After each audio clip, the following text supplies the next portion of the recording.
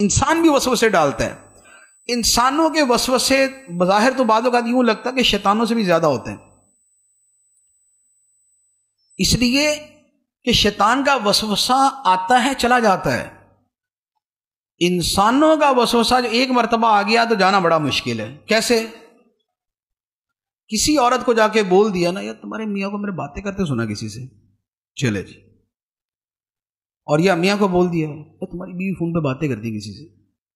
یہ انسان نے وسوسہ ڈالا نا، یہ انسان نے وسوسہ ڈالا. اب بتائیں ذرا، شیطان کی طرح نکلے گا یہ نہیں نکلے گا. اب وہ بیچارے کی زندگی حرام ہو جائے گی، دن رات اس کا عذاب کے اندر پڑ جائے گا، اس کے دماغ سے وسوسہ نہیں نکلے گا. یا ایسے کسی کو وسوسہ ڈال دیا، یہ تمہارے ساتھ والا جو بندہ ہے نا، تمہارا یہ جو پارٹنر ہے، تھوڑا سا احتیاط کیا کرو اس سے. کیا ہوا؟ بس یار میں کھل کے نہیں بولتا، بس احتیاط کرنا ذرا. چلو جی.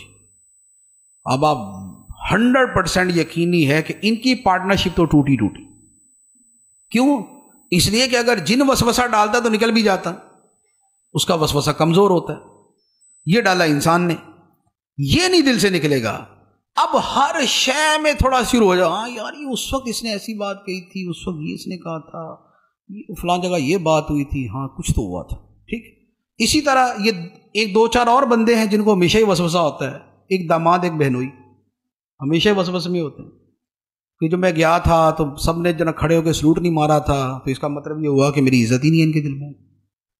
ٹھیک ہے. اب کسی نے دوسرے نے دماغ میں ڈال دیا یہ تیری عزت ہی کوئی نہیں،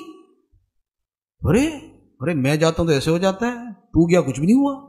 چلو جی. اس کے بعد زندگی ختم. اب یہ وسوسہ نہ ختم ہوا کبھی بھی. وہ بیچارے منتیں کر کر کے تھک جائیں گے کہ ارے اندر سے بولیں گے بھلے اسے فرعون صفت آدمی، ایسا ہم نے کچھ نہیں کیا تھا، لیکن اس کے دل سے نہیں نکلے گا، اس کے دل میں وسوسہ بیٹھ گیا.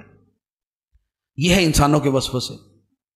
اسی طرح گھروں کے اندر یہ جتنی یہ ساس بہو کی لڑائی ہے تو یہ شیطان تھوڑی آگے ڈالتا ہے. نہیں، ساس کو بھی پڑوسن نے آگے سمجھایا ہوتا ہے، بہو کو بھی پڑوسن نے آگے سمجھایا ہوتا ہے.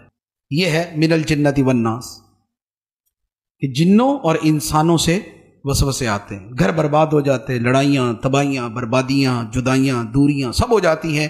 کیوں؟ اس لیے کہ انسانوں کے وسوسے ان کو برباد کر دیتے. اسی سے آگے پھر عقیدے کے معاملات ہیں. کسی بد مذہب کے پاس بیٹھ جائیں گے تو اب ہمیں تو اتنا علم ہوتا نہیں ہے، یعنی ہماری عوام کو.